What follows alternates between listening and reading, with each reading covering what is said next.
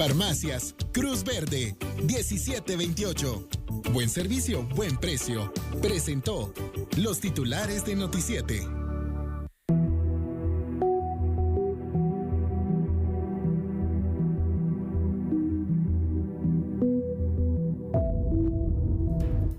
Muy buenas noches, entramos de lleno con la información y en el segundo día de audiencia de primera declaración de José Rubén Zamora, el Ministerio Público presentó imputaciones en su contra. Existe una consecución de actos entre lo que narraba el señor Zamora Marroquín y lo que en efecto ocurría con sus empleados, ya que sí es cierto, se intentó cambiar el cheque. No solo porque lo haya dicho en el audio el señor Zamora Marroquín, sino porque existe la declaración como tal del empleado que intentó hacerlo. Cheque que recibió de manos de un empleado de confianza del señor García Navarijo. Queda claro, honorable juzgador, que la proposición para cometer este delito existió como tal. El señor García Navarijo le hizo creer al señor Zamora Marroquín que realizaría esta acción, porque si de voluntad propia del señor Zamora Marroquín dependiera, este delito se hubiera consumado y al sistema bancario nacional hubieran ingresado 300,000 quetzales de dudosa procedencia. Por lo tanto, esta representación considera que existen motivos para creer que existió un delito, asimismo para creer que se puede responsabilizar de él al señor José Rubén Zamora Marroquín, y así solicita, de conformidad con el artículo 320 del Código Procesal Penal, que se emita el auto de procesamiento respectivo.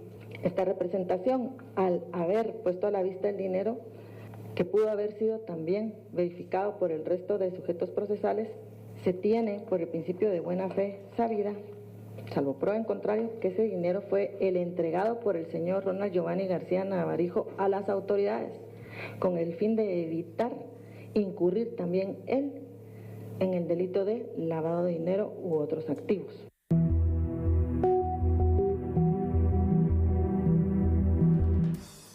También se reiteró la acusación contra José Rubén Zamora por tráfico de influencias.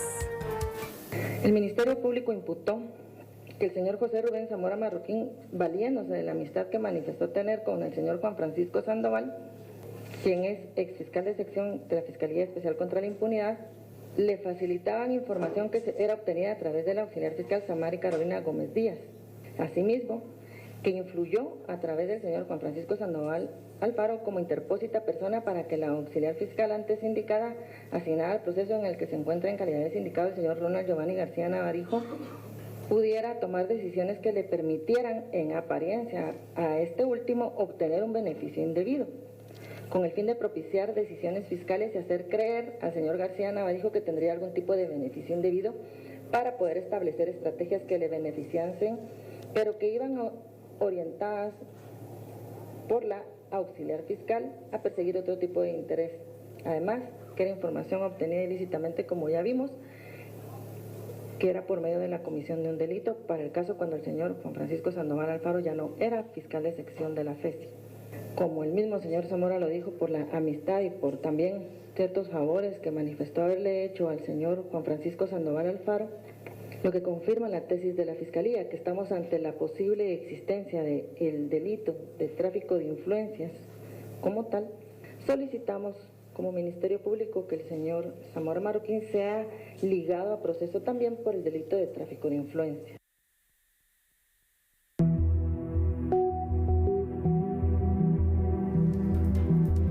Por su parte, el querellante en el caso enfatizó en las acciones ilícitas en las que pudo haber incurrido José Rubén Zamora.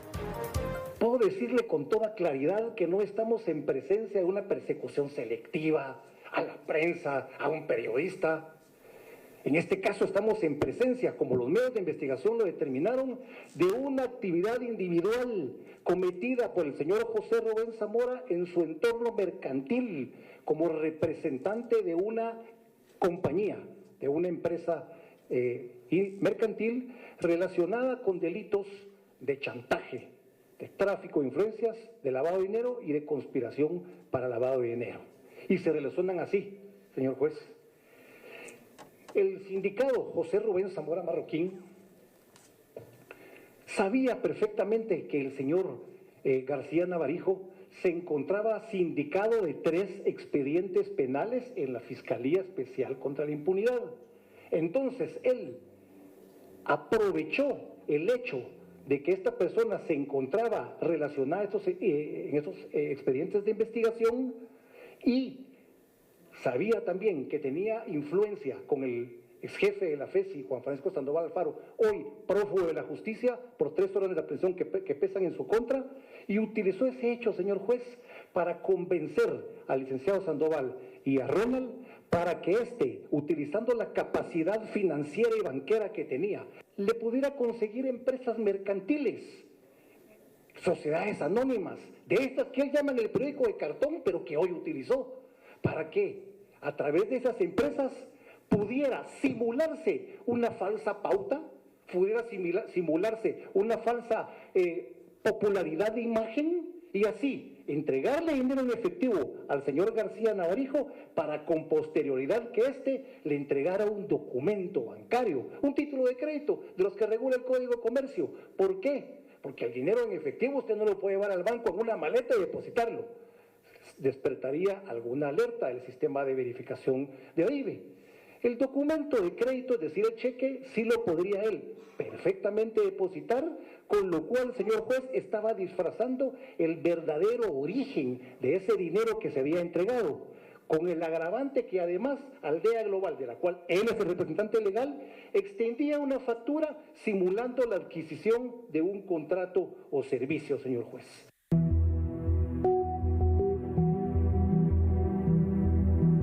El juez a cargo del caso enumeró los indicios presentados en contra de los acusados. También la Fiscalía sustenta la tesis que, en cuanto a don José Rubén Zamora Marroquín, en este caso se deben de apreciar las inferencias o las circunstancias objetivas de los hechos que el Ministerio Público intimó. En este caso, la posible intención de bancarizar dinero que eventualmente se tuvo en efectivo para impedir determinar su verdadera naturaleza u origen. El Ministerio Público también argumenta, según su particular criterio, que en este caso el señor sindicado tenía la obligación de conocer de dónde provenía ese dinero debido al cargo que desempeñaba en una sociedad anónima, en este caso la entidad mercantil denominada Aldea Global. También la Fiscalía argumenta que en este caso le llama la atención que los supuestos donantes no están presentes. Es decir, en dónde están las personas que posiblemente pudieron haber realizado esa donación. Según la Fiscalía, no están acá presentes, no asistieron a esta audiencia. Por lo tanto, se desconoce su existencia y su paradero. También la Fiscalía argumentó sobre las declaraciones de empleados de Aldea Global Sociedad Anónima. Y en este caso citó resoluciones de la Corte de Constitucionalidad en cuanto a la grabación de comunicaciones propias, lo que posiblemente pudo haber hecho la persona denunciante. También argumentó que ya la Corte Interamericana de Derechos Humanos ha resuelto que estas comunicaciones, cuando son de grabaciones propias, no son ilegales, es decir, no vulneran derechos fundamentales. También argumenta sobre la posible comisión del delito de tráfico de influencias, debido a que también se actuó por medio de una interpósita persona y sobre un posible delito de chantaje. Por su parte, Procuraduría General de la Nación se adhirió a lo que el Ministerio Público solicitó y pidió dictar auto de procesamiento en contra de los 2 sindicados. El abogado director de la parte querellante adhesiva, abogado Raúl Amílcar Falla Ovalle, argumentó en cuanto a que la sindicada Samari Carolina Gómez Díaz es empleada pública y asimismo se refirió sobre el posible delito de lavado de dinero u otros activos en el cual pudo haber incurrido el otro sindicado.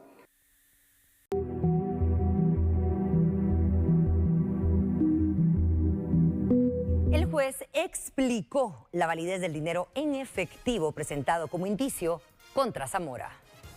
El indicio quizás más trascendente, ¿cuál es? Los 300,000 quetzales en efectivo que fueron exhibidos a todos los sujetos procesales y demás presentes. 300,000 quetzales en efectivo. Para ello, el Ministerio Público trae la cadena de custodia, donde indica lo siguiente. Cantidad: 1,058 billetes de la denominación de 200 quetzales, haciendo un total de 211.600 quetzales. Cantidad, 884 billetes de la denominación de 100 quetzales, haciendo un total de 88.400 quetzales, haciendo un total de 300.000 quetzales identificado como indicio 1. Es el indicio número 1 que presenta el Ministerio Público. Utilizando la experiencia común, como ser humano común, un servidor de ustedes pudo determinar que el dinero efectivamente tiene características de ser dinero normal, dinero legítimo, del cual se utiliza en el territorio nacional. Posteriormente, por medio del procesamiento que el Ministerio Público puede hacer, ya se va a determinar en un laboratorio de INASIF cantidades exactas o bien si el papel es papel genuino o no. Es decir, un análisis documentoscópico, así se le llama en ciencias forenses. Pero en este caso se tiene la cadena de custodia donde indica en dónde fue embalado el dinero, la cantidad y bajo la custodia de qué funcionario del Ministerio Público se encuentran los 300.000 quetzales en efectivo que todos pudimos ver en la mesa que está delante. En segundo lugar, ese dinero, según la tesis que sostiene el Ministerio Público, se encontraba dentro de una bolsa. De esa bolsa también tenemos la respectiva cadena de custodia, donde indica cómo fue incautada la misma, quién la embaló y en poder de quién está actualmente. Pero en cuanto a ese dinero en efectivo llama la atención algo, que no es un único indicio el que hay, porque hay otros indicios que también revelan la manera en que fue incautada y embalada dichos medios de convicción. Se tiene el álbum fotográfico forense, identificado como ECA 001-GUFDT-2022-138. Allí hay fotografías a color de la manera en que el dinero fue incautado, inclusive el dinero fue contado con una máquina, vamos a llamarle coloquialmente una máquina de contar dinero de las que el Ministerio Público posee. Ahí se contó el dinero. Está también la fotografía de color de la bolsa de papel que indica casa a casa, donde según la Fiscalía fue encontrado el dinero. El dinero también, por medio de fotografía forense, está documentado con testigo métrico, es decir, con una regla especial que utilizan los señores investigadores. Pero no se queda ahí, hay un cuarto indicio. Y acá tenemos el acta que facciona al personal del Ministerio Público, las cuales fueron firmadas y selladas, donde efectivamente documentan en dónde encontraron el dinero, cómo lo incautaron, cómo lo embalaron y en poder de quién quedó. Esto, reitero, en cuanto a los 300.000 quetzales en efectivo que el Ministerio Público mencionó durante la intimación de los hechos.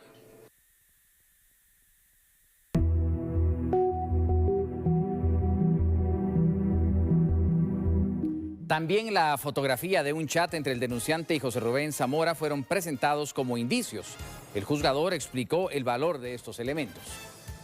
Declaración del denunciante Ronald Giovanni García Navarijo. En la parte conducente, es decir, en la parte sustancial, se indica lo siguiente. Página número 4 de 5. Ya que me consta que el señor Juan Francisco Sandoval Alfaro, ex jefe de la Fiscalía Especial contra la Impunidad, aún le consigue información a él por medio de los fiscales que están dentro de esta fiscalía, ya que escuché varias conversaciones en las que el señor Juan Francisco Sandoval Alfaro y el señor Zamora se ponían de acuerdo y Sandoval, ya sin trabajar en el Ministerio Público, dijo que le daría instrucciones a Samari desde Washington, lo cual es alarmante y me hace desconfiar de la agencia que lleva mi caso. Además que siempre ha sido obvio que la información que el señor José Rubén Zamora Marroquín usa para extorsionar a distintas personas es obtenida del señor Sandoval Alfaro y aún la consigue.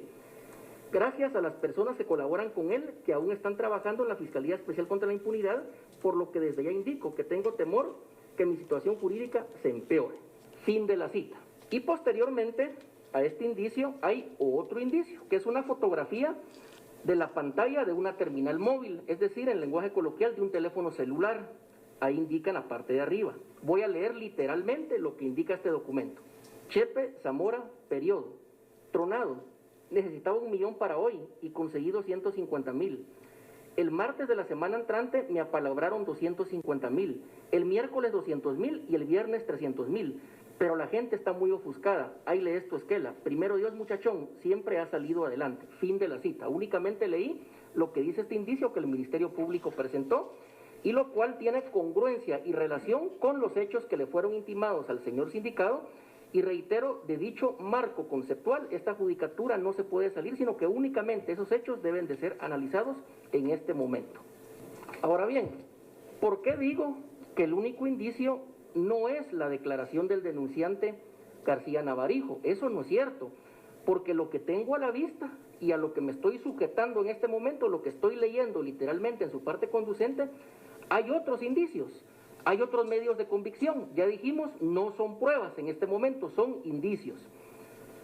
Y este indicio es la declaración del señor de nombre Jorge Gonzalo Barrios Sánchez. Él indica que labora en la empresa Aldea Global Sociedad Anónima desde el 1 de junio del año 2013 aproximadamente. Estoy citando literalmente. Durante el tiempo que tengo he desempeñado mis funciones como mensajero, dentro de ellas puedo manifestar que realizo depósitos, cambios de cheques, entrega de papelería, etcétera. Para el punto en concreto de lo que se me solicita, que puede explicar referente a un cheque de la empresa Nijo Sociedad Anónima, quiero contar que como manifesté dentro de mis funciones está hacer depósitos, y eso fue lo que hice por instrucciones de la licenciada Flor Silva de Guerra. Ella es mi jefe inmediato, porque es quien administra lo financiero, y recuerdo que el día jueves 28 de julio de 2022, la licenciada me llamó a mi teléfono celular, ahí se encuentra el número telefónico, continúo citando, y el número de ella no lo recuerdo en este momento. Esa llamada la recibí por la mañana, no recuerdo la hora. En esa llamada me dijo que me iba a dar instrucciones para que llevara una factura y un recibo de caja. En ese momento no me dijo a nombre de quién estaban esos documentos, solo me dijo que abocara con Natalie Pérez del Departamento de Créditos y Cobros de esta empresa.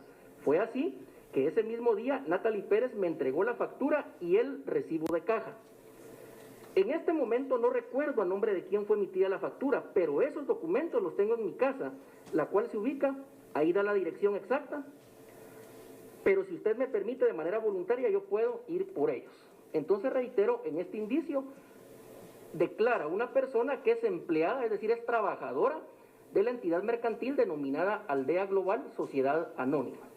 Posteriormente, en la página número 2, continúa indicando el señor Jorge Gonzalo Barrios Sánchez, cito: además, indica que ese día 28 de julio de 2022, Natalie Pérez le entregó una factura a nombre de Instrumental Audio y Más Sociedad Anónima, con número de NIT 8286-8697, la cual tiene el número de serie C0E568D4 y número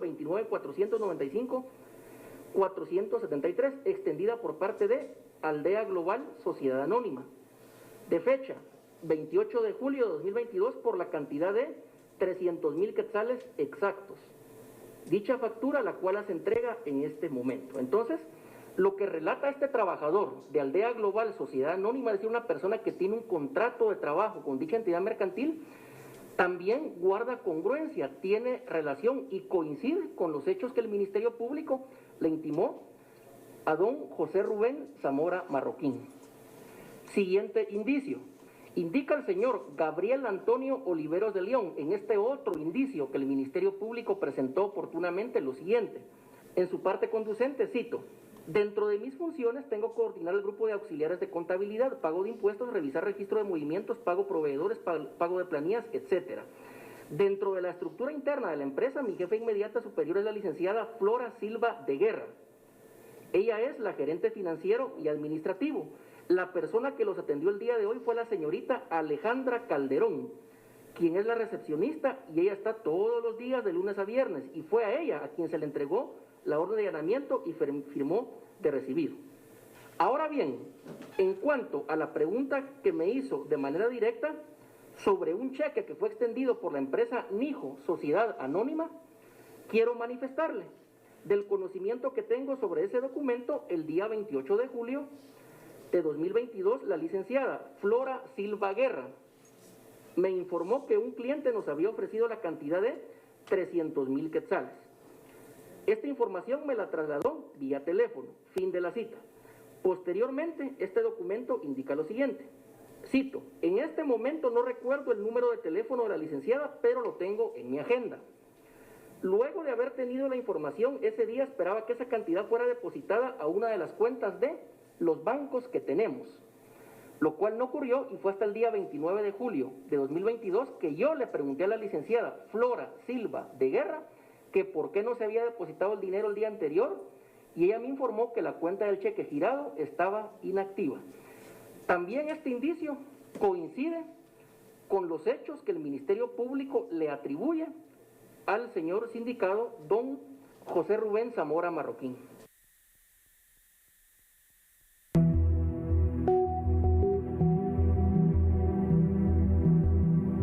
Las grabaciones de audio presentadas por el denunciante también cuentan como indicios de acuerdo a la literatura vigente en el país y también a la experiencia de casos presentados a nivel internacional. Fue objeto de discusión en cuanto a las grabaciones, en este caso, que le fueron aportadas al Ministerio Público y el posible embalaje del dinero. Hay que recordar que muchas sentencias de nuestro Tribunal Constitucional tienen como un fundamento el derecho comparado y aluden a resoluciones tanto del Tribunal Supremo de España como al Tribunal Constitucional de España, el cual se ve como un ejemplo, ya que de la madre patria es la fuente del derecho guatemalteco y nadie pondría en duda que España es una democracia respetuosa de los derechos humanos.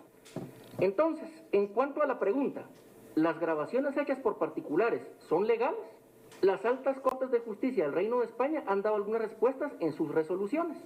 En este caso, se alude en cierta doctrina, en cierta literatura jurídica, en cuanto a la sentencia del Tribunal Constitucional Español número 114-1984 de fecha 29 de noviembre.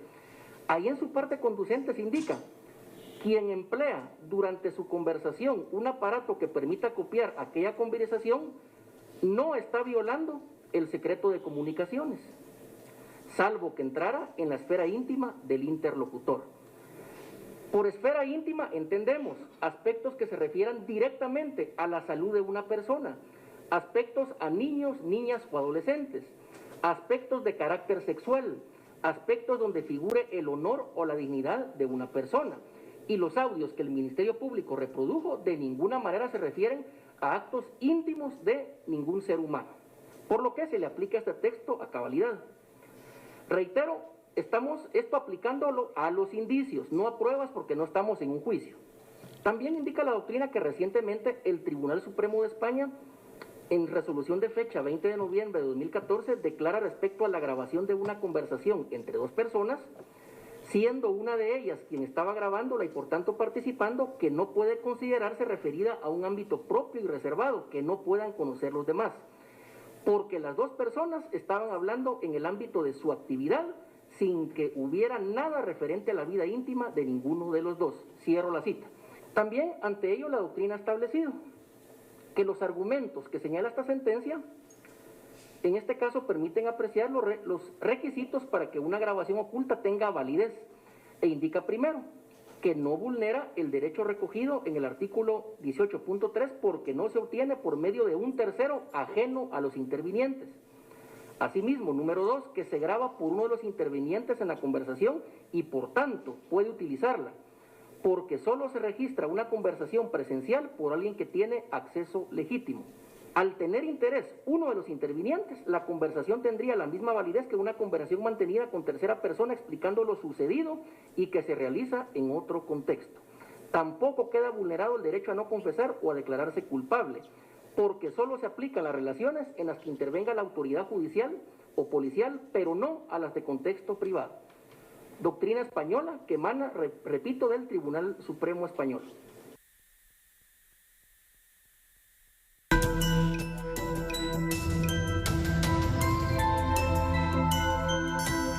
Tras enumerar los indicios, el juez a cargo de esta audiencia de primera declaración dio a conocer sus conclusiones. He analizado doctrina internacional y asimismo se ha analizado la ley vigente guatemalteca y en este caso se arriba en este primer momento procesal a la conclusión que existe una sospecha razonable, existe una sospecha fundada, posiblemente se pudieron haber cometido delitos y posiblemente quizás pudieron haber participado los señores indicados. En este orden de ideas, el autoprocesamiento es la resolución judicial por medio de la cual el juez de control de garantías constitucionales vincula o liga a proceso a los señores indicados. ¿Con qué objetivo? Si bien es cierto y hay una investigación complementaria, la cual se sustenta en indicios en plural, es necesario que el Ministerio Público también realice una investigación complementaria, ya que nuestro Código Procesal Penal así lo establece.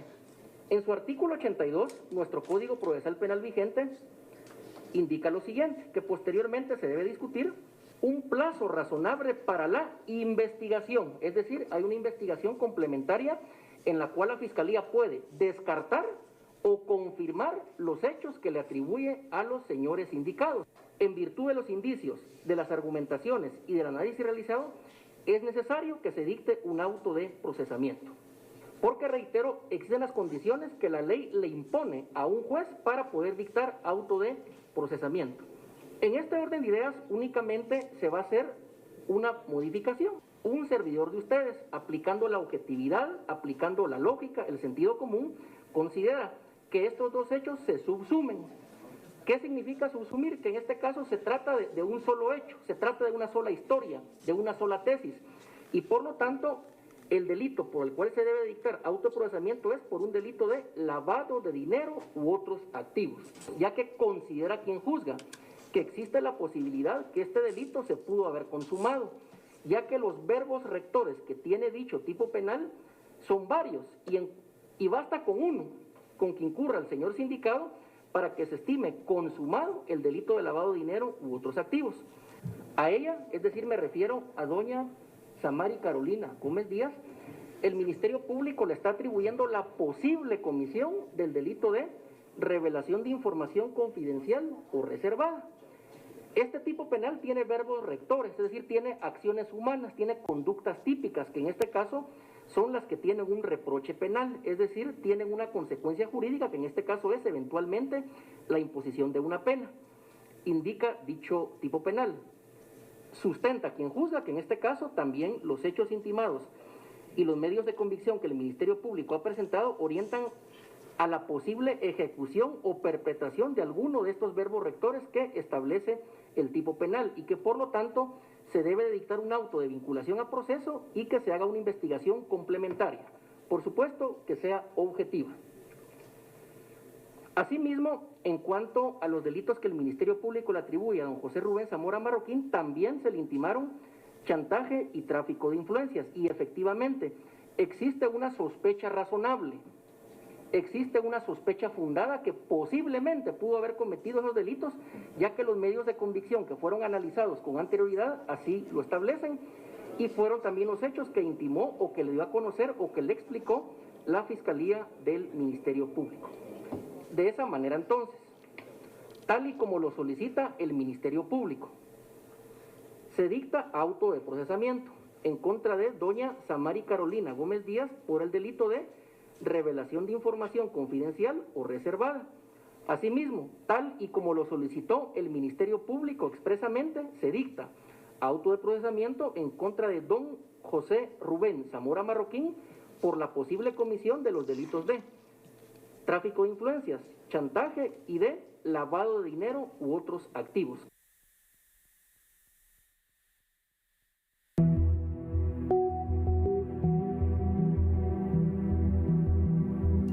Así las cosas, el Ministerio Público pidió prisión preventiva para los sindicados y sustentó su petición ante el juez.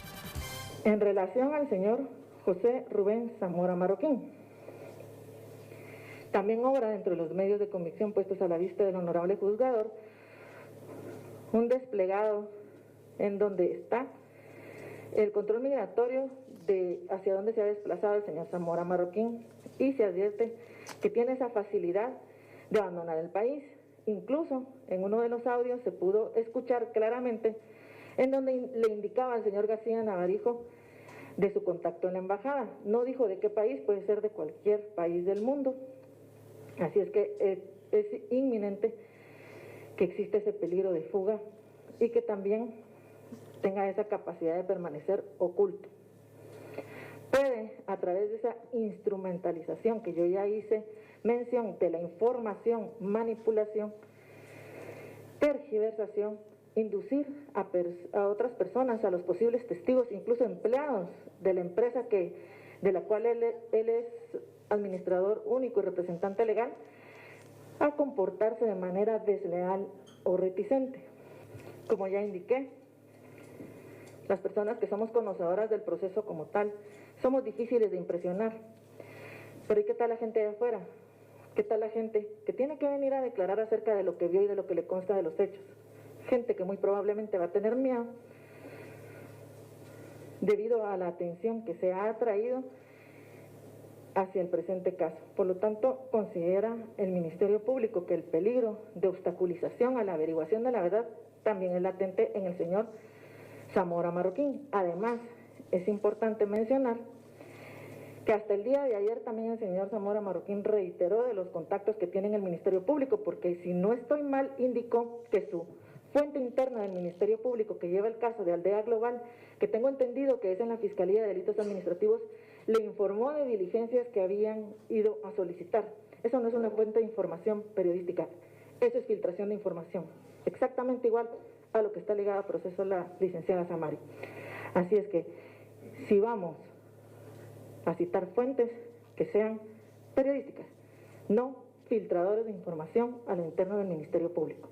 Por esa facilidad que tiene de agenciarse de esa información, tanto por el poder que ostenta y el poder que ostentó, y que al parecer no deja de ostentar el señor Juan Francisco Sandoval, a quien él se ha referido como su amigo, esta representación considera oportuno también que el señor José Rubén Zamora Marroquín permanezca privado de la libertad, es decir, que se emita auto de prisión preventiva para que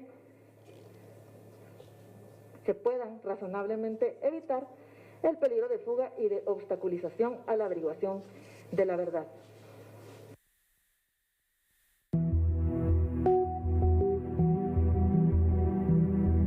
El querellante en el caso secundó la solicitud del Ministerio Público para que los indicados permanezcan en prisión preventiva. En cuanto al peligro de fuga del señor José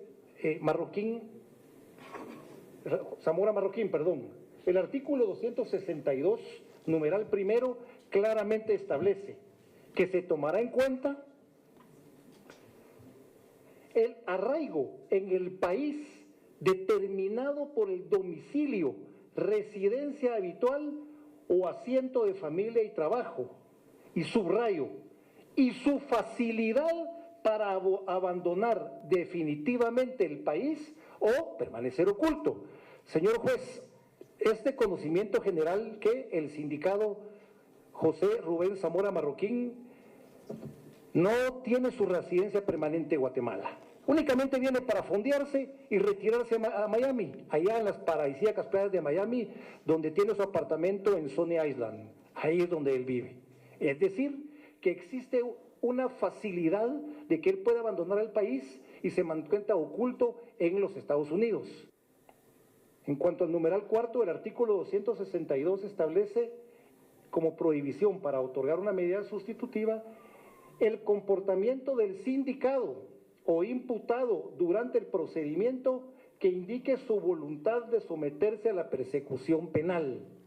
No existe, señor juez, porque reitero, él sigue o ha pretendido criminalizar a la Fiscalía e incluso a la Judicatura de que se trata de una persecución política, de una persecución por ser hombre de prensa. O sea, que quiere decir que el Ministerio Público le pidió a usted una orden de captura por un comentario que él hizo en un medio de comunicación, cuando no es cierto, pues acaba de ser ligado a proceso por lavado de dinero, chantaje y tráfico de influencias.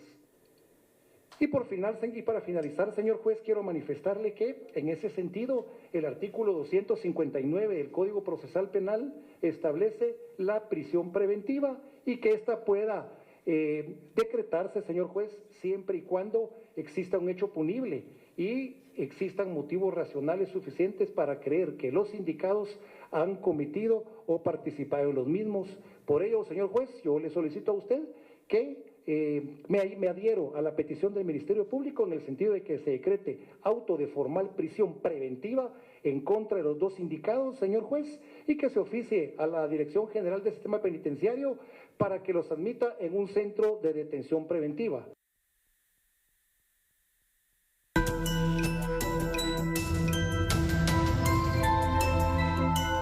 El juez a cargo de la primera declaración de esta audiencia dictó prisión preventiva contra los sindicados.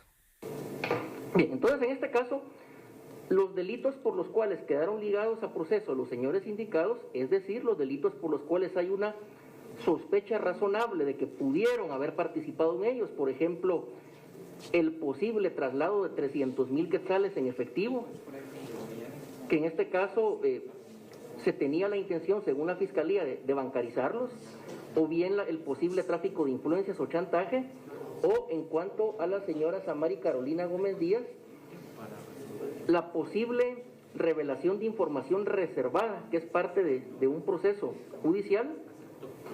¿Será que existen peligros procesales de fuga o de obstaculización a la averiguación de la verdad o no existen? Hay que mencionar lo siguiente. Según los indicios, que no pruebas, que el Ministerio Público presentó como medios de convicción para sustentar la posible comisión de hechos delictivos, dicha persona es trabajadora del Ministerio Público, es auxiliar fiscal, es decir, ella conoce la institución, tiene acceso a procesos de investigación, a expedientes que están en trámite. Entonces, en este caso, estima quien juzga que existe en este momento procesal un peligro de obstaculización a la averiguación de la verdad. Y por lo tanto, ahí la ley me impide y le impide a cualquier juez de primera instancia penal poder conceder medidas sustitutivas. Por lo tanto, en este caso se dicta auto de prisión preventiva. En segundo lugar, en cuanto a don José Rubén Zamora Marroquín, hay que mencionar lo siguiente. Y en este caso, considera esta judicatura que en este punto en concreto le asiste la razón al abogado Falla Ovalle. ¿Por qué? Porque él indicó que el señor José Rubén Zamora Marroquín desempeña un alto cargo en la entidad mercantil denominada Aldea Global Sociedad Anónima, es decir, no es un trabajador común, no es una persona que tenga una relación laboral por un contrato de trabajo, no es una persona que reciba órdenes. Él tiene la cualidad, por así decirlo, de jefe, de coordinador, de alto mando de dicha entidad mercantil, las cuales, reitero, tampoco emitimos juicios de valor sobre ella, nos merece el respeto, pero está dentro del marco de hechos que el Ministerio Público endilga. Y también en los indicios, que no pruebas, que el Ministerio Público ha presentado, hay documentos, en este caso, que acreditan que efectivamente hay trabajadores o hay empleados que ya han dado una declaración preliminar, que en este caso tienen una relación de subordinación con el señor José Rubén Zamora Marroquín. No estamos afirmando que esa relación de subordinación sea mala, no, porque en todos los ámbitos laborales hay jefes y hay empleados. Eso va a ser así siempre. Recordemos que la Constitución reconoce el derecho a industria, comercio y trabajo y también el derecho al trabajo. Eso no lo estamos censurando, pero en virtud que él tiene empleados, que él les puede dar órdenes, instrucciones, y que en este caso tienen el deber de obediencia, se puede establecer que hay un peligro de obstaculización a la averiguación de la verdad. Y por ello la ley impone el deber en este caso de resolver conforme a derecho y se dicta auto de prisión preventiva en cuanto a don José Rubén. Con el orden de la información a esta hora de la noche para hablar acerca del secretario general del Partido Unionista, quien informó sobre la reciente coalición con el Partido Valor. El pasado 5 de agosto, los partidos Unionista y Valor firmaron un acuerdo de coalición a través de sus secretarios generales. Álvaro Escobar, secretario general del Partido Unionista, comentó sobre el objetivo de la alianza para las próximas elecciones. En el Partido Unionista hemos dado un paso importante, no solo en la historia de nuestro partido, sino que también un paso importante para las próximas elecciones, que es una coalición electoral con el Partido Valor, que es un partido con el que llevamos ya varios meses hablando, discutiendo, hablando del país, hablando de de qué es lo que nos une, cuáles son aquellos temas con los que estamos de acuerdo, y nos encontramos que son muchísimas más las cosas que nos unen que lo que nos separan. Creemos que la falta de oportunidades sigue siendo la deuda más grande que el país tiene con sus ciudadanos, porque esa falta de oportunidades desemboca en problemas de educación, en problemas de salud, en problemas de seguridad. Lo que tenemos que lograr es que las personas vivan con dignidad, que las personas tengan un ingreso suficiente para tener un techo digno, para tener salud, educación digna, para poder vivir en paz, sin violencia, y eso es lo que va a permitir que el país prospere, salga.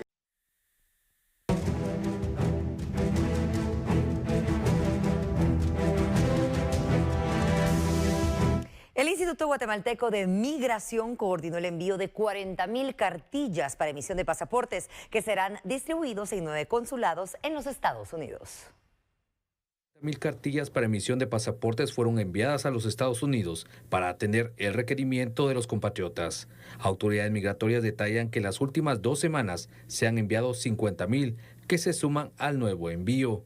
Los documentos serán distribuidos en los 9 consulados de Estados Unidos, en donde se imprimen pasaportes, siendo Lake Worth, Los Ángeles, Nueva York, Washington, Houston, Chicago, Florida, Pensilvania y Rhode Island. La próxima semana se estará coordinando un nuevo envío entre 20 y 25,000. Con ellos estarían solventando las entregas pendientes al Ministerio de Relaciones Exteriores. Y bien, estamos a punto de concluir este informativo. Tenemos para ustedes que solicitarles a manera de servicio social la posibilidad de donar sangre, ya que con urgencia se requiere del tipo B negativo u O negativo para el señor Jorge Borschev. Donadores, por favor, pueden comunicarse al 4040-2211. Ahí lo tienen en pantalla. Es sangre B negativo u O negativo para Jorge Borschev. El 4040-2211, el teléfono al que pueden comunicarse. De esta manera llegamos al final de este noticiario. Muchísimas gracias por estar con nosotros. Tenemos que recordar que tenemos 3 emisiones para ustedes y nosotros 3, por supuesto, los esperamos mañana en punto de las 10 de la noche, Nancy. Así es. Gracias por habernos acompañado. Que descanse. Hasta la próxima.